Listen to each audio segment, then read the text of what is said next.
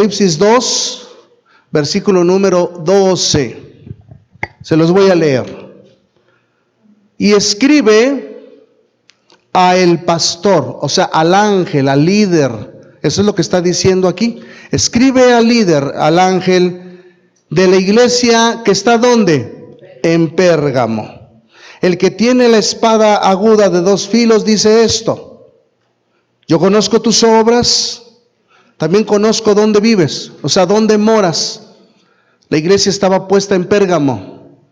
La iglesia estaba ahí puesta en ese lugar, por eso dice, sé dónde está la iglesia, porque ahí está el trono de ¿quién? ¡Ah, qué mello, qué miedo! Ahorita le explico eso del trono de Satanás, ¿verdad? Ahorita se lo explico. Pero retienes mi nombre y no has negado mi fe, ni aun en los días en que Antipas, mi testigo fiel, fue muerto entre vosotros. Ahí donde mora Satanás, lo vuelvo a repetir. 14, pero tengo unas pocas cosas contra ti, que tienes ahí en la iglesia a los que retienen la doctrina de Balaam, que enseñaba a Balac a poner tropiezo entre los hijos de Israel, a comer de cosas sacrificadas a los ídolos y a cometer fornicación. También tienes a los que retienen la doctrina de los nicolitas o nicolaitas, la que yo aborrezco. Por tanto, arrepiéntete, pues si no vendré a ti pronto, pelearé con ellos con la espada de mi boca. El que tiene oído, oiga lo que el Espíritu dice a las iglesias. Al que venciere le daré de comer del maná escondido, y le daré una piedrecita blanca, y en la piedrecita escrito un nombre nuevo, el cual ninguno conoce, sino aquel que lo recibe. 7 iglesias. La primera, el mensaje a la iglesia de Éfeso. Segundo mensaje a la iglesia de Esmirna, a los esmirnos. Y el tercer mensaje a Pérgamo. 7 iglesias se levantaron en el año más o menos, en el año 33 después de Cristo, enseguida fue muy rápido. Y fueron plantadas en Asia Menor, hoy en día es Turquía. Hoy en día usted lo encuentra en el mapa, busque Turquía y ese es Asia Menor. Y allí estaban esas iglesias que levantó Dios a través de los apóstoles, de los seguidores de Cristo. Porque donde hay pecado, donde hay maldad, Cristo va a levantar una iglesia, ¿verdad que sí? Para rescatar a la humanidad. Siempre va a ser así. Y hemos aprendido muchas cosas en estos mensajes, ¿verdad? Que Cristo es el dueño, Él es el que la gobierna. Pero vamos a hablar un poquito del trasfondo de Pérgamo. Un poquito, porque hay mucho que aprender. La historia habla de Pérgamo. ¿Qué era Pérgamo? ¿Quién era en aquellos tiempos? Bueno, la palabra Pérgamo quiere decir pergamino. Pergamino. Hasta el día de hoy le llaman Pergama en el idioma turco, ¿verdad? Ahí está todavía en ese lugar. Hay ruinas de esas iglesias, de esos lugares. Ese lugar tenía 200,000 volúmenes, libros de literatura griega. Tenían una biblioteca muy grande, 200,000 libros, muy grande. Hoy en día no es nada, hoy en día hay millones de libros. Pero si tomamos en cuenta que en el año de 1440 no había imprenta, ¿verdad? Gutenberg, que fue el que inventó la imprenta, no había entonces en esos tiempos, era una biblioteca demasiado grande. Eran estudiosos, pero de los dioses paganos, de la filosofía griega, ¿verdad? También tenían 3 santuarios ahí. Tenían muchos dioses politeístas, ¿no? Pero tenían 3 santuarios principales.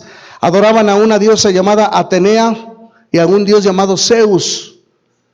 Pero el principal dios que ellos veneraban se llamaba Esculapio, lo pueden buscar en internet si quieren. El dios de la sanidad.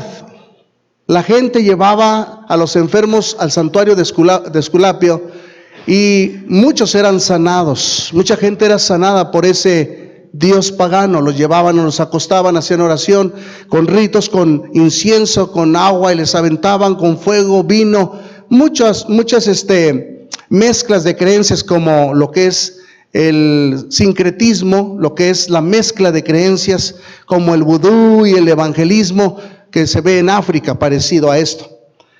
Y eran sanados, pero no por ser sanados era de parte de Dios, sino que también el diablo tiene poder para sanar. ¿A poco no? Tiene poder y hay que estar muy al pendientes de eso. No todas las sanidades vienen de parte de Dios. Solamente aquellas que se hacen en el nombre de Jesús son correctas.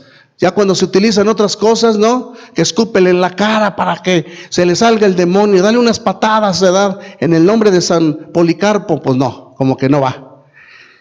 Tenemos que aprender eso. Aparte, en ese lugar de Pérgamo adoraban al César, al gobernador romano. Lo adoraban una vez al año, todos tenían que ir y declararle y decirle: Ave César, tú eres el Dios, porque era un Dios. Y le rendían culto, se arrodillaban ante él, y el que no lo hiciera, lo mataban. Y entonces adoraban a Dios los de Pérgamo y los alrededores. Y el que no lo hiciera, pues lo mataba. Pero el que lo hacía, le daban un papel donde decía: ya adoró al César, no le hagan daño. Todo eso se veía. Había brujería, había hechicería, idolatría, sexualidad prohibida. Era todo un paganismo. Y vuelvo a repetirles, Dios pone iglesias donde abunda el pecado. ¿A poco no? Porque donde sobreabunda el pecado, sobreabunda la gracia del Señor. ¿No? Nos pasó aquí a nosotros, Santa María del Río, mucho pecado y Dios puso una iglesia aquí. ¿A poco no? Y varias iglesias ya para la gloria de Dios. Entonces, gracias a Cristo por eso. Ahora, vamos a checar detalle por detalle, versículo por versículo, lo que acabamos de leer, porque se oye fácil, se lee fácil y a veces no le entendemos. El tema de hoy se llama el yugo de la iglesia de Pérgamo. El yugo, ahorita les explico por qué el yugo. Vamos otra vez a leer en Apocalipsis 2:12. Escribe a el ángel de la iglesia de Pérgamo: esto dice el que tiene la aguda espada, o la espada aguda de 2 filos. Vamos a explicar primero eso de la espada de 2 filos. Aquí encontramos a Jesucristo que se presenta como el que tiene la espada. Dice: yo soy el que tiene la espada de 2 filos. En Efesios, o a los Efesios, se les presenta como el que tiene los 7 candeleros de oro y las 7 estrellas en su diestra. ¿Se acuerdan o no? ¿Sí? Bueno, a los de Esmirna se les presenta como el que estuvo muerto y ha vivido, ha resucitado. ¿Se acuerdan? Ahora aquí se presenta como el que tiene la espada. ¿Por qué? Porque Jesucristo tiene su palabra. La Biblia es como una espada de 2.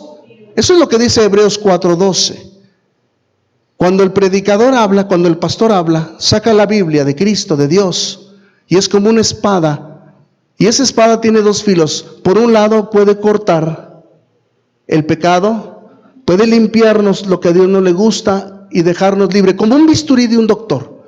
Es filoso, pero es útil para sacar la enfermedad, para cortar, para extirpar la infección. ¿Estamos bien en eso o no?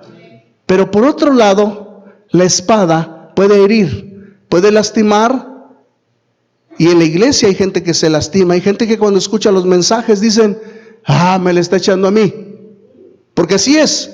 La piedra es Cristo. Cristo es la piedra. Para muchos les sirve para edificar sus vidas, porque es una piedra. Pero para muchos es tropezadero, lo dice Primera de Pedro. ¿Sí me estoy explicando?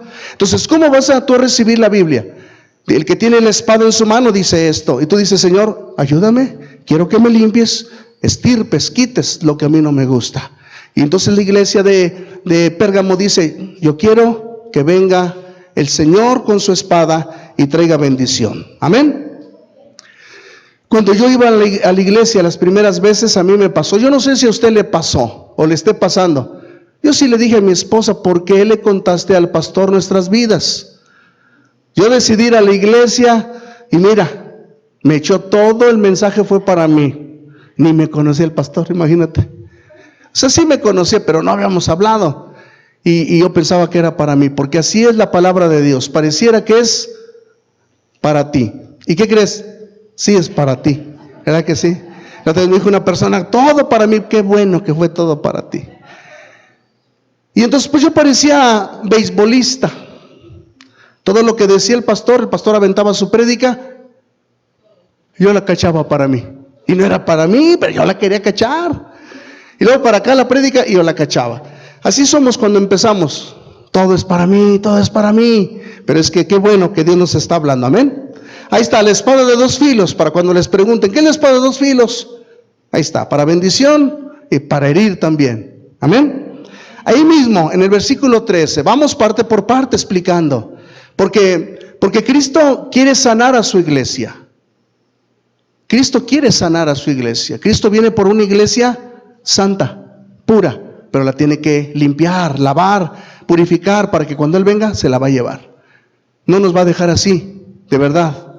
Entonces en el versículo 13, yo conozco tus obras, chéquelo. A las dos iglesias anteriores y a esta, les dice lo mismo, yo conozco tus. ¿Por qué? Porque Cristo está al pendiente de nuestras obras. No crea que Cristo dice, hombre, no trabaje, no haga nada. No, Él está al pendiente de nuestras obras. No son para salvación, ya lo sabemos, pero sí para demostrar que somos hijos de Dios. Y luego dice aquí, yo conozco tus obras y dónde vives. O sea, le dice, yo sé dónde está la iglesia de Pérgamo, sé la dirección, sé que es Abasolo 482, sé el código postal, sé dónde estacionas tu carro. Yo conozco dónde moras. Y luego dice, ¿dónde está el trono de quién? ¿Dónde está el trono de Satanás? Pero retienes mi nombre y no has negado mi fe. Ahora voy a explicar lo que es el trono de Satanás. La iglesia fue puesta en la ciudad de Pérgamo. Pérgamo estaba o está todavía bajo el poder de Satanás. Y entonces ahí tenía su trono en Pérgamo. De hecho, la Biblia dice que Satanás domina el mundo entero. Él es el dueño, el Dios de este siglo, el dueño de este mundo. Se ha apoderado. Cristo viene, invade este mundo y le va quitando el reino a Satanás. ¿Sí me estoy explicando en eso? Bueno, ¿dónde está el trono de Satanás? Mucha gente piensa que el trono de Satanás está en el infierno. ¿Se imaginan que en el infierno hay una silla y Satanás con un trinche, ¿verdad? Dice, ¿cuántos llegaron hoy? 10. A ver, vamos a darles unos piquetazos con el trinche. No, Satanás no tiene su trono en el infierno. En el infierno Satanás va a ser atormentado por la eternidad cuando llegue el tiempo y el momento. Satanás tiene su trono en todas partes del mundo. Donde quiera lo podemos ver, lo podemos observar según la condición del pueblo.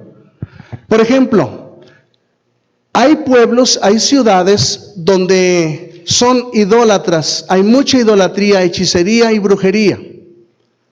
¿Será aquí en Santa María se verá eso? Entonces Satanás tiene un trono y está bien puesto.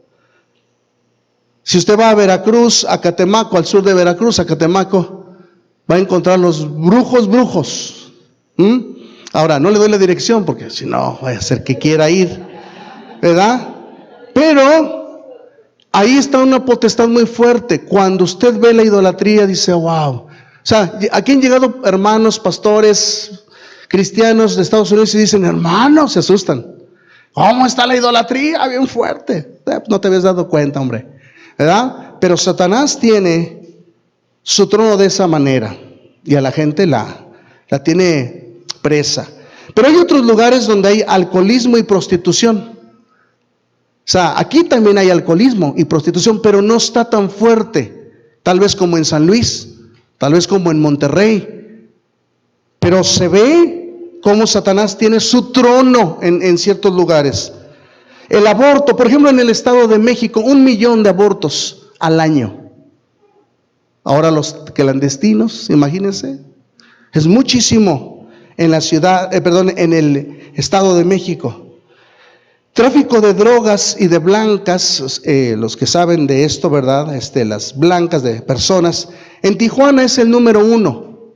Satanás tiene ahí un trono en Tijuana de tráfico de drogas y de blancas, de personas. En Mexicali es el número 2.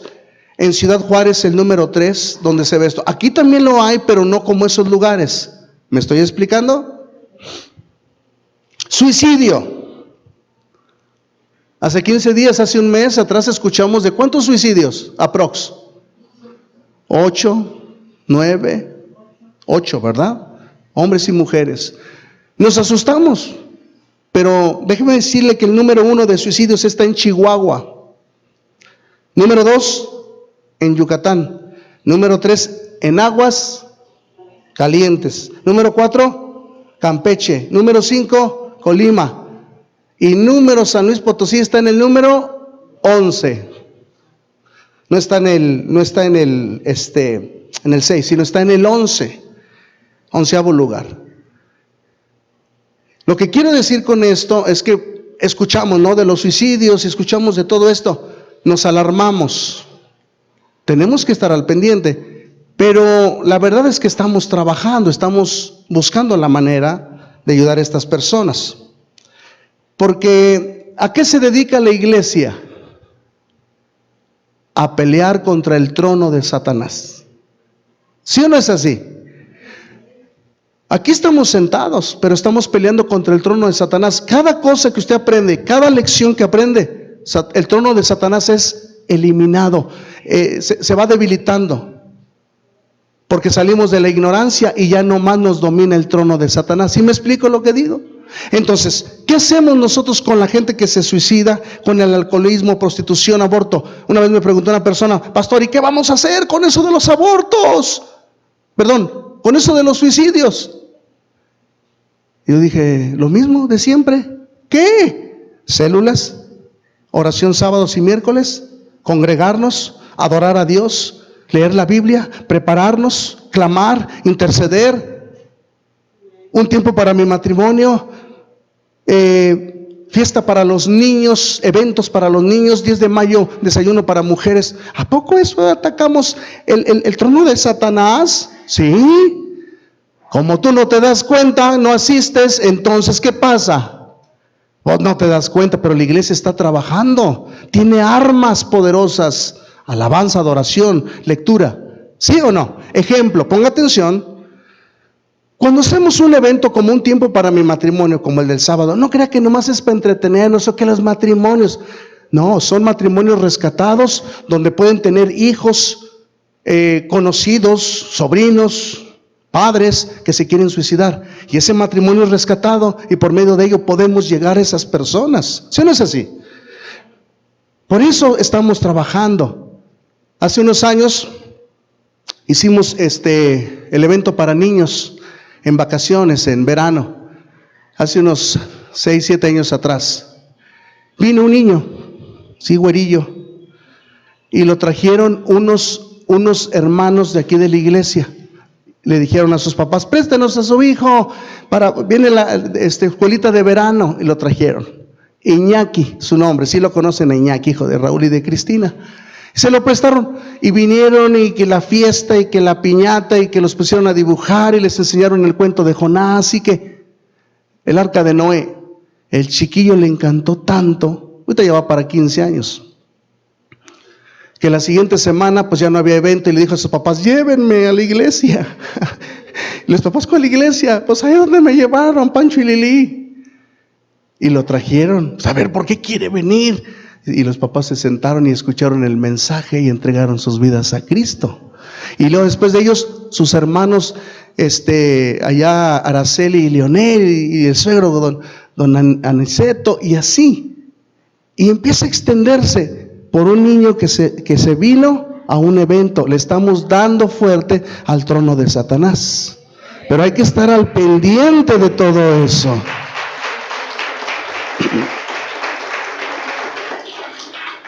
Por eso les pedimos de verdad con todo nuestro corazón: involúcrese. Ahorita viene el evento, inscriba a alguien, vaya y dígale: necesito llevar un matrimonio al evento, vente primo, vamos. Si no te gusta, pues total, ahí le dejamos, pero vamos. Ahorita van muy poquitos inscritos, ahí les encargamos para no suspender. Estamos trabajando con todo, pero nada más los líderes lo hacen. Falta la iglesia que se involucre, porque queremos darle de patadas, dijo Helios, al trono de Satanás. Y luego viene el 10 de mayo, un desayuno para las mujeres, 10 de mayo, el día de la madre, ¿no? Ay, pues pareciera muy bonito. No, vamos a derribar a Satanás, es lo que estamos haciendo. Imagínate, viene una dama, aquí hay mujeres que fueron ganadas en esos desayunos, yo las conozco. Vino primero ella, vino destrozada, un matrimonio mal, dividido, mal, y entregaron su vida a Cristo, y ya está aquí el esposo. ¡Wow! ¡Qué hermoso!, ¿no? Entonces estamos trabajando. Aparte estamos yendo a Santo Domingo, Tierra Nueva, Ojo Caliente, y les damos seguimiento a las personas, lo cual es bien complicado, pero ahí estamos, y después de regreso, y ahí estamos luchando y batallando, invirtiendo tiempo, dinero y esfuerzo. Porque el reino de las tinieblas hay que derribarlo con todo, hasta con la cacerola hay que darle al diablo. ¿Verdad que sí? Con todo. Bueno, otra vez, Apocalipsis 2:13. Vamos ahí, ¿verdad que sí? Pero retienes mi nombre y no has negado mi fe, ni aun en los días, porque vinieron días a esa iglesia, en que Antipas, mi testigo fiel, fue muerto entre ustedes, donde mora Satanás. Fíjense, está escrito que murió este hermano Antipas. ¿Quién era? Según la historia de el historiador Josefo, que es un historiador de aquellos tiempos, escribe que Antipas era un servidor, un siervo, un esclavo de un romano, de un soldado. Y cuando hubo un momento donde tenía que ir a adorar en Pérgamo, ¿a quién dijimos? Al César. No lo hizo. Dijo, yo no voy, yo no adoro a hombres. Pues llegó el chisme, lo agarraron y le dijeron, Antipas, tienes que arrodillarte. No lo voy a hacer. Lo agarraron, lo metieron a un perol, a una olla de aceite hirviendo, lo metieron y ahí murió. Y aún así la iglesia no se echó para atrás, porque eran verdaderos cristianos. No eran cristianos de vidrio que con cualquier cosita, ya no, me desanimo, ya no. Cristianos que decían hasta la muerte dispuestos. Amén. ¿Le da gusto? Ahora vamos al versículo 14. Vamos al versículo 14. Ahí la llevamos. ¿Lo tiene? Entonces, ya que le dice, ¿verdad?, que retiene su nombre, que hace obras y eso, le dice en el 14, pero, tengo unas pocas cosas contra ti. No le dice una, le dice unas pocas cosas. A Éfeso le dice, tengo una. Has dejado tu primer amor, ¿verdad que sí? Una. Pero aquí a los de Pérgamo, ¿qué les dice? Unas pocas cosas contra ti. Ahí vamos a analizar esas pocas cosas, aguzados. Dice, tienes ahí en la iglesia, o sea, fíjate, el pastor tenía ahí en la iglesia, que tienes ahí a los que retienen la doctrina de Balaam, que enseñaba a Balaam y Balac, a poner tropiezo entre los hijos de Israel. ¿Qué era lo que hacían? ¿Cuál era esa doctrina? A comer cosas sacrificadas a los ídolos y a cometer fornicación. En la iglesia de Pérgamo se estaba mezclando lo de afuera con lo de adentro. Ya había dos creencias. No hay problema tener relaciones sexuales. Dios no se enoja. No hay problema tener otros dioses. No hay problema. Ya se estaba, ¿qué? Mezclando.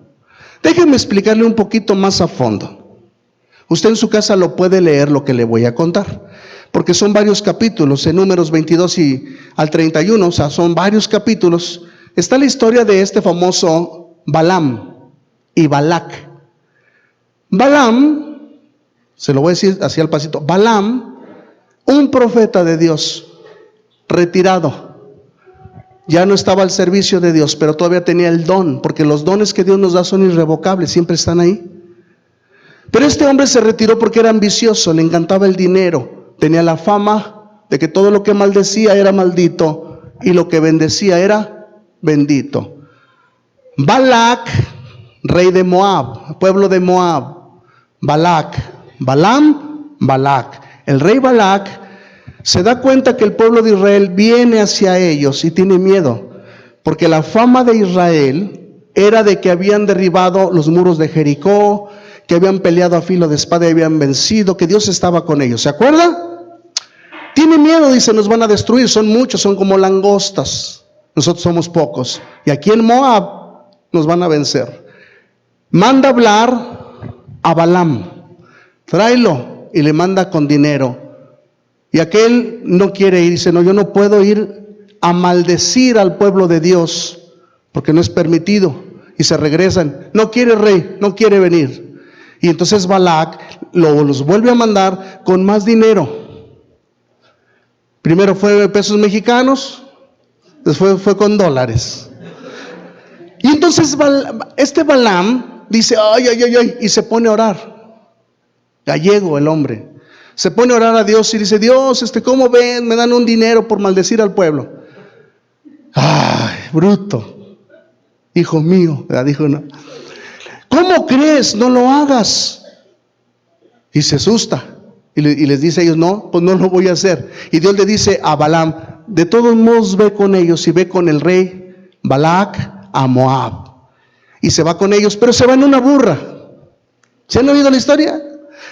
Y él tiene que pasar por un camino donde hay 2 bardas, y hay encinos, hay nogales, no sé, árboles.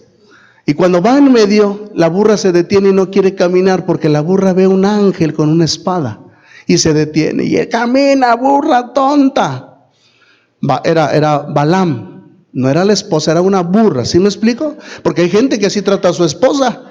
Burra, aguas. Entonces la burra se detiene y no quiere avanzar. Y él le pega. Y la burra todavía se avienta hacia la pared y le apachurra una pierna y le pega, burra mensa. Y la burra habla. ¿Por qué me pegas? Tanto que te he servido, ¿y por qué me pegas? Y el otro bruto ni cuenta se daba y se agarra a hablar con la burra. Pues es que tú también tienes la culpa. ¿Quién era más burro?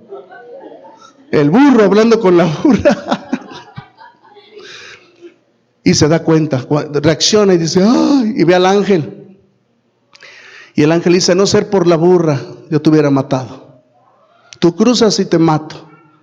Así es que vas a ir con el rey Balac a Moab, pero Dios te va a dar las palabras que tienes que hacer. Y llega con el rey. Aquí está, rey, ¿qué pasó? Pues vamos allá a maldecir en aquel monte, súbete en ese cerro. Y que le salen puras palabras de bendición. Te traje para que maldijeras. Ahora vamos a este lado, ándale. Y se lo lleva al otro lado y vuelve a bendecir. Y luego de este lado 3 veces bendijo al pueblo de Israel. No lo pudo maldecir. Aguántenme. Llegan los de Israel, dominan la tierra. Y entonces este profeta dice, pues no pude. Pero como no pude y yo quiero ese dinero, le dice Balaam a Balac, rey, consiga mujeres, haga fiestas para que se enamoren de los israelitas y se vayan a disfrutar y hacerle fiestas a los ídolos, brujería y hechicería, y los convencen. Las muchachas de Moab dicen que eran muy guapas, ¿verdad? Y que bailaban el baile de los 7 velos y todas esas cosas. Y aquellos los dominaron, se fueron, se metieron con ellas, tuvieron hijos, hubo maldad, Dios se enojó. Y esa es la doctrina de Balaam, que le enseñó a Balac que mezclaran el yugo con su pueblo. ¿Sí me explico?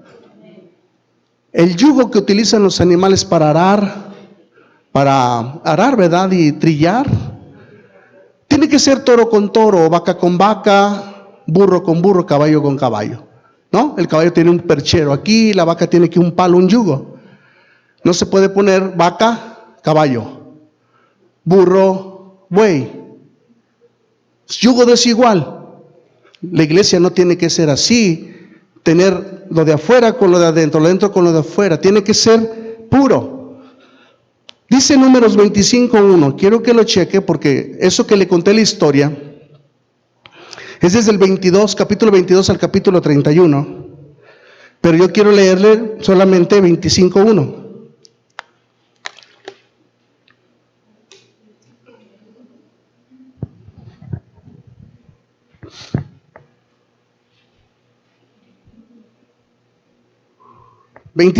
de Números, ¿lo tiene? Dígame amén. Entonces vivía Israel en Sittim, o sea el pueblo de Israel en Sittim, y el pueblo empezó a fornicar con las hijas de ¿quién? Moab es el pueblo, las hijas de Moab, las cuales invitaron al pueblo a los sacrificios de sus dioses, y el pueblo comió y se inclinó a sus dioses. Así acudió el pueblo a Baal Peor, y el furor de Dios de Jehová se encendió contra Israel por haberse mezclado. Entonces, ¿qué dice la Biblia? Que la iglesia de Pérgamo se estaba mezclando con las prácticas de afuera con las de adentro. Pero ¿cuáles eran dos? Idolatría, la cual involucraba hechicería, brujería y fornicación. Entonces, encontramos lo primero, vamos a analizar lo primero. Idolatría. ¿Qué es idolatría? Todo lo que se hace con las manos y que decimos que es Dios. Si yo hago un Dios, un diosito, entonces es idolatría. Yo le pido a ese diosito. Lo hago de yeso, de oro, de plata, de vidrio, de cobre, de madera, de patol, que es madera, de fierro, o sea, acero, de cuarzo, de piedras. Y le digo, este es mi Dios. Ídolo, bulto, ídolo, bulto, imagen, pintura. Es lo mismo en cuestión de tener dioses. ¿Me explico en eso? Y eso es malo. Es increíble, pero a veces en la iglesia todavía se puede mezclar eso. Todavía la gente puede vivir así. Y Dios no quiere. Dios quiere el arrepentimiento del pueblo. Hay gente que todavía adora al Buda. Todavía en su casa puede tener a Cristo y al Buda, la Biblia y el Buda. A Cristo, la Biblia y la Santa Muerte, a Krishna. Y esa es una mezcla, eso es algo que a Dios no le agrada. Podemos tener dioses como los cantantes cristianos. Si usted habla más del cantante cristiano que de Cristo, ya se convirtió en un Dios.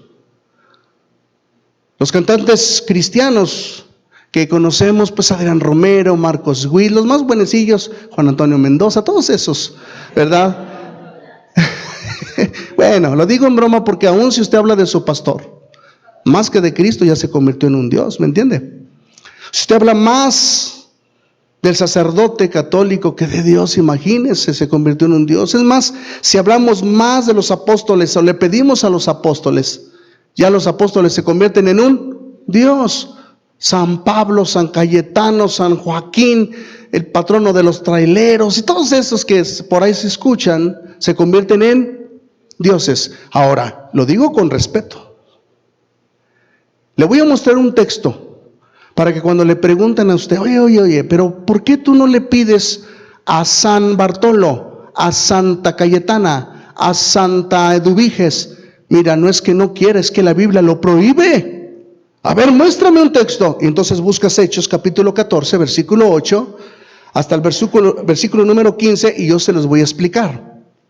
Si no es así, ustedes me dicen, pastor, usted lo está interpretando mal, pero por lo pronto se va a dar cuenta que la idolatría no se puede mezclar en la iglesia de Cristo. Amén. Cuando lo tenga me dice amén. Hechos 14:8. ¿Lo tiene? ¿Los de la hojita ya lo encontraron? Bueno. Dice así, ponga atención. Y cierto hombre de la ciudad, ¿de dónde? Ahí en Listra había un cierto hombre que estaba sentado. Ese hombre estaba imposibilitado de los pies. ¿Por qué? Porque era cojo ¿de qué? De nacimiento, que jamás había caminado. Este oyó hablar a Pablo, el cual fijando en él sus ojos, y viendo que tenía fe para ser sanado, o sea, Pablo lo vio y dijo, este tiene fe para poderlo ¿qué? Sanar. Este tiene fe para poderlo sanar. Dijo a gran voz, echó un gritillo Pablo, levántate, derecho sobre tus pies. Te lo imagino así, ¿verdad? ¿Sabe cómo lo haría? Y él saltó, ¿y qué hizo? Anduvo. Entonces la gente, fíjate, la gente que vio el milagro, visto lo que Pablo había hecho, alzó la voz diciendo en lengua licanoica, dioses bajo la semejanza de hombres han descendido a nosotros. ¿Los compararon a qué? A dioses. Entonces a Bernabé le pusieron por nombre ¿cómo? San Júpiter. Fíjate nada más. Y a Pablo San Mercurio de Alcalá. Bueno, no, de Alcalá no, ¿verdad? San Mercurio. Porque este era el que llevaba la Biblia, la palabra. Y el sacerdote de Júpiter, porque sí había un sacerdote ahí del dios Júpiter, cuyo templo estaba frente a la ciudad, trajo toros y guirnaldas delante de las puertas, y juntamente con la muchedumbre quería ofrecer sacrificios. ¿Cómo ven? ¿Lo está leyendo? Cuando lo oyeron los apóstoles, Bernabé y Pablo rasgaron sus ropas y se lanzaron entre la multitud dando voces, diciendo: varones, ¿por qué hacen esto? Nosotros también somos hombres semejantes a ustedes, que les anunciamos que estas vanidades os convirtáis al Dios vivo, que hizo el cielo y la tierra, el mar y todo lo que en ellos hay. ¿Cómo ven? A Pablo y a Bernabé diciendo: no lo hagan, de esto es lo que les estamos hablando, que se aparten. Y la gente los adoraba, no directamente, sino adoraba a los dioses pensando que se habían metido en ellos. Y ellos dijeron: nosotros somos simplemente ¿qué? Hombres. Mucha gente no se da cuenta de la idolatría. Mucha gente: ¿a dónde fuiste? Fui a que me barrieran.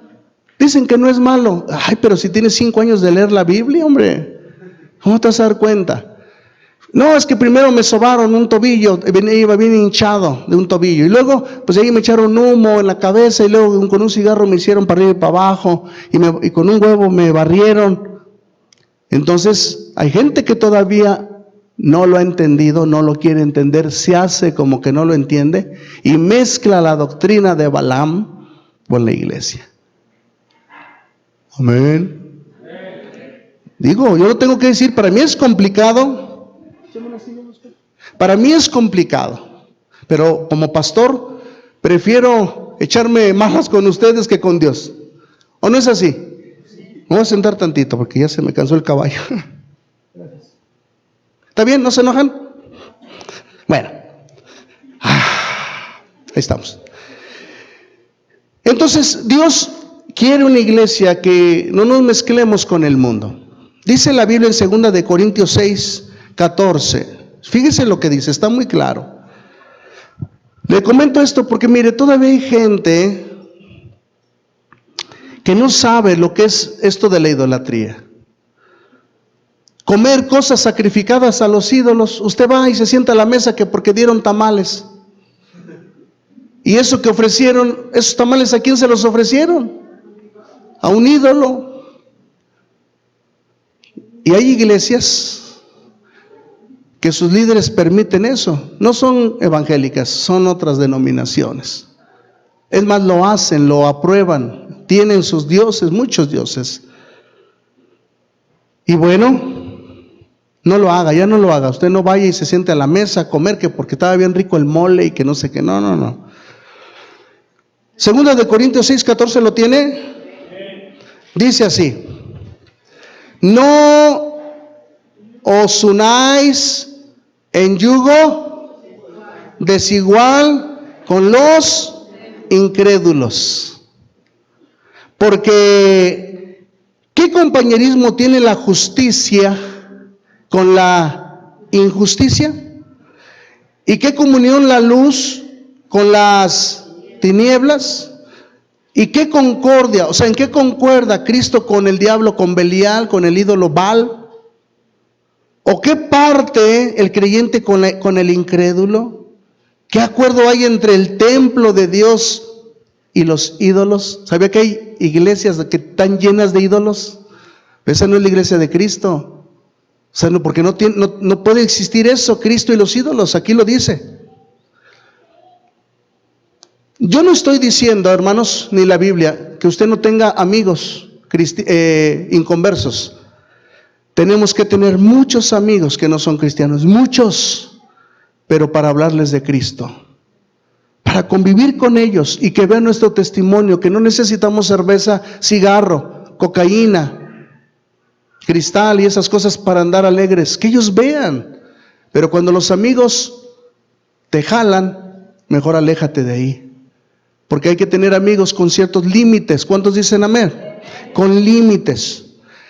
Pero cuando en una iglesia permitimos la doctrina de que no, hombre, no es malo que tú seas cristiano, que leas la Biblia y tengas un novio inconverso o inconversa, ahí se complica.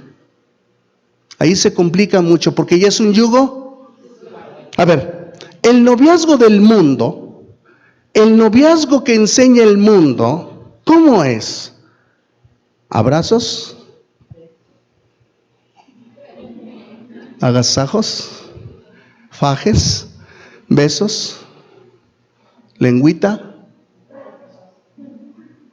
Y se puede llegar hasta tener relaciones sexuales. Ese es el noviazgo del mundo. Y tener uno y otro y otro. Pero el noviazgo de Dios, muy diferente. ¿Qué dice Dios? Ten amigos, ten tu amigo al que tú consideras que puedes llegar a ser tu novio más adelante, pero sean amigos, conózcanse, platíquense, pero no se agarren, no se besen, solamente conózcanse. Como que no checan, chao amigo, voy a tener otro amigo, voy a tener muchos amigos, con respeto. ¿Sí o no es así? Es un consejo, el que lo quiera tomar, dice la Biblia, el que tenga oídos oiga lo que el Espíritu dice a las iglesias. Pero lo acabamos de ver, porque dice que enseñaban a fornicar, ¿verdad que sí? Las fiestas del mundo a las fiestas de Dios son muy diferentes. Las fiestas del mundo, ¿cómo son? Tiene que haber a fuerzas, si no, no es fiesta. Tú eres cristiano, cristiana, e invitas a tus parientes. ¿Va a haber cerveza? No va a haber. ¡Qué aburridos! Y tú te dejas dominar. Pues nomás va a haber tantitas, uno nomás para la sed.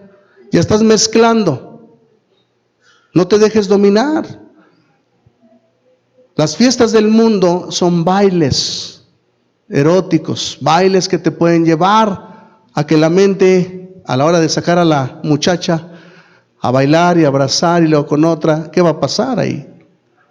Lo que se dice en la música en muchos de esos contenidos es pecado. En las fiestas del mundo, no todo es malo en las fiestas del mundo, pero se mezcla. Las fiestas de los cristianos, 15 años, bodas, ¿cómo son? Aburridas. Por eso no vas. No. Las fiestas cristianas son las más divertidas. ¿No se ha fijado? Llegamos los cristianos a las fiestas ya con vino adentro, con vino espiritual, con el Espíritu Santo. ¿Cómo estás, brother? ¿Qué tal? Y empiezas ahí. Y los inconversos, amargados porque necesitan del otro vino. Pero la fiesta cristiana tiene su propio vino espiritual, que es el Espíritu Santo. Entonces no somos aburridos para nada. Pero no podemos mezclar. A mí cómo me meten en problemas, hermano, que 15 años y una boda, y al final dan sus cervezas, me ponen en un problema, porque la iglesia cristiana no es así. Nomás viera cuántos lo han hecho. Me ven la cara de pastor, pero a Dios no. Entonces, dice Dios, no mezcles, no te pongas en un yugo. Las amistades del mundo, si no te drogas con ellos, si no robas, si no hablas perversidades, si no dices chistes mundanos, groseros, colorados, pues eres un amargado.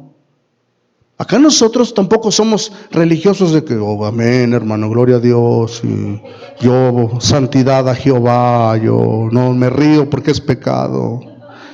No, también contamos chistes sanos, nos reímos, vacilamos, jugamos fútbol, lo que quieran. No somos aburridos. Pero no podemos mezclar, o sea, no podemos mezclar lo del mundo en la iglesia con el mundo. Amén. Las sociedades laborales con las de Dios. No te puedes, se me va esta palabra, cuando dos personas se ponen de acuerdo para poner un negocio, asociar, hay otra, pero a ver si se acuerdan. Más o menos prueba, ahorita a ver si me acuerdo. Si tú te asocias con alguien del mundo, es un yugo desigual. Él quiere hacer de una manera su trabajo y tú de otra. Él quiere robar, tú no quieres robar. Una vez me pasó un consejo, me dijo: pastor, queremos poner un restaurante ahí en la carretera, dicen que es buen negocio, y me quiero asociar con otra persona. Y le dije: ¿y los dos van a vender comida? Sí. ¿Y él no va a vender otra cosa? No. Nomás duraron un mes. Al mes ya estaban vendiendo cocaína, droga, el compañero. Y el que se decía que era cristiano, pues se quejó y dijo: no, pues yo pensé que no, y tuvieron muchos problemas. Se tuvo que desafanar cada quien por su lado, porque no se puede. Tú quieres hacer las cosas bien, ellos no conocen el temor de Dios. Las bodas del mundo con las bodas de Dios. Nosotros no casamos, yo no caso a alguien que sea inconverso con un cristiano, una cristiana con un inconverso, yo no lo hago. Si alguien viene conmigo: pastor, me quiero casar, y es cristiana, aparentemente, porque pues ¿cómo va a ser cristiana si se consigue uno del mundo? Para empezar, me quiero casar con este hombre, pero él no es cristiano, pero tiene carita de San Martín de Porres, es bien buena gente, es bien buena, así se ve. Te esperan 40 años de infierno si no conoce a Cristo, ¿sí o no? Y con un cristiano, ¿a poco no se batalla? Menos, se batalla mucho menos, mucho menos. ¿Sí o no? Porque son puros problemas. Se van a casar. ¿Y quién los va a casar? ¿El cura o el pastor? Para empezar. Hay gente que dice: pues los dos. No, ya no nos prestamos a eso. Pues van a tener que casarse con el que les acepte dinerito. Como yo no lo hago, se van con el cura. El cura sí los casa, pero enseguida va a haber hijos. Y el problema, ¿lo bautizamos o no? ¿Por qué? Porque uno cree y otro no. La boda, ¿damos cheve o no? Puros problemas. Por eso la Biblia no se equivoca, que tengamos cuidado. Amén. Apocalipsis 2:15. Hablamos ya de la espada, dos filos. Hablamos también del trono de Satanás, que está en diferentes lugares, y la iglesia trabaja con lo que hacemos: eventos, oraciones, alabanza, reuniones, compañerismo. Debilitamos el trono de Satanás. Hablamos de la fornicación, de que no podemos mezclarnos, no podemos hacer lo que hace el mundo, ¿verdad? Dentro de la iglesia, ni fuera de la iglesia. Pero ¿no han visto algunos videos donde ya las panderistas ya andan en minifalda y en chorcito? Imagínense cómo está el asunto. No podemos, que para que esté atractiva la reunión. ¿Usted cree? Pues no va. Y luego dice Apocalipsis 2:15: y también tienes a los que retienen la doctrina de los nicolaitas, la que yo aborrezco. Aparte de los balamitas, o sea, de Balaam, estaban la de los nicolaitas. Aquí no viene, pero eran muy parecidos sus doctrinas. La cosa está que la palabra nicolaitas, son dos palabras, y cada una tiene su significado. Por ejemplo, la palabra nico, dominio sobre. Laitas quiere decir pueblo. Estamos hablando en el idioma griego. Otra vez, nico, dominio sobre. Laitas, pueblo. Eran personas que tenían dominio sobre el pueblo. Llegaban a la iglesia y ellos querían mandar, no se sometían a las autoridades. El pastor decía: pues vamos a evangelizar de esta manera, miren, hay estudios, hay encuentros con Cristo, no, a mí no me gusta eso. Y empezaban a meter rebeldía en la iglesia, porque ellos querían ver las cosas como política. Por ejemplo, como de una democracia. La palabra democracia, fíjense bien, es democracia en dos palabras, pero la primera es demo, pueblo. Gracia, gobierno. El pueblo gobierna. Esa es la democracia, ¿a poco no? Vamos a votar el pueblo para elegir a nuestro presidente. Entonces, el pueblo decide. Aquí no podemos hacer esto. Hermanos, vamos a hacer una votación de qué color pintamos las paredes. Estas amarillas, hay dos colores, blanca y amarilla. Voten. ¿Quién vota por blanca? Levantan la mano. No, pues no. Amarilla, levantan la mano. Y va a haber problemas. Esa es una democracia de los nicolaitas que quieren gobernar al pueblo. La iglesia no es democracia, ponga atención. La iglesia es teocracia. Teo, Dios. Gracia, gobierno. Dios gobierna. En esta iglesia, ¿quién gobierna? Dios. Al pastor le dice, quiero que prediques lo de las iglesias de Apocalipsis y no me repeles. ¿Qué tengo que hacer? Predicar. Imagínense que me le ponen, no, pero ¿por qué yo quiero predicar otra cosa? Yo tengo varios mensajes listos desde el año pasado, no los he dado. Dios no me los ha puesto en mi corazón, me ha puesto estos. Hablamos de la fe, una serie de ¿cuántos mensajes? 9 mensajes. Y ahorita estos van a ser 7. Entonces imagínate si somos rebeldes y no queremos obedecer la visión de la iglesia. No, pues es que a mí no me gusta, yo lo quiero hacer de otra manera. Eres una doctrina de los nicolaitas. Tú estás en una iglesia donde aquí se trabaja con células, encuentros, desayunos. Aquí así lo hacemos. Tal vez en Estados Unidos, en otro lugar, lo hacen en las plazoletas, van y tocan puertas. Está bien. Pero aquí Dios es el que manda y el que gobierna.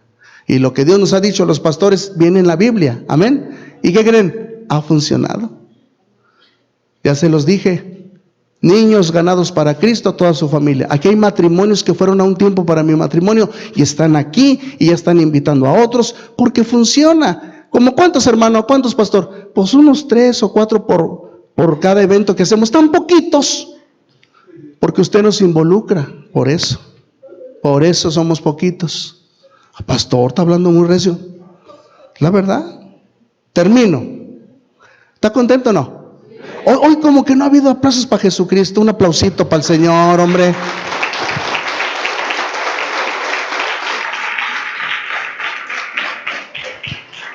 Vamos a terminar. En el 2:16 de Apocalipsis, ya para terminar. Por tanto, arrepiéntete. ¿Sí dice así? ¿Cuántos le dan gracias a Dios porque existe el arrepentimiento? Ay, qué hermoso, ¿no? Imagínate que yo me arrepiento. Pues no te perdono, dice el Señor. Ay, gloria a Dios, que Dios perdona al que se arrepiente.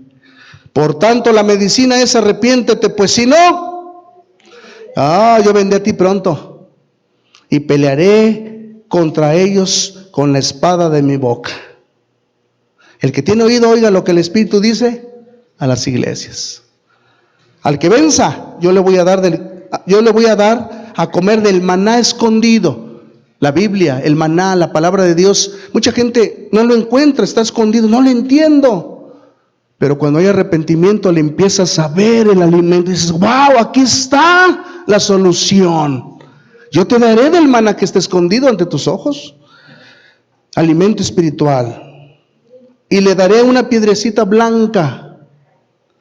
Y en la piedrecita escrito un nombre nuevo, el cual ninguno conoce, sino el que lo recibe. En aquellos tiempos, una boda, 15 años, las invitaciones eran piedritas blancas y escribían el nombre de la persona.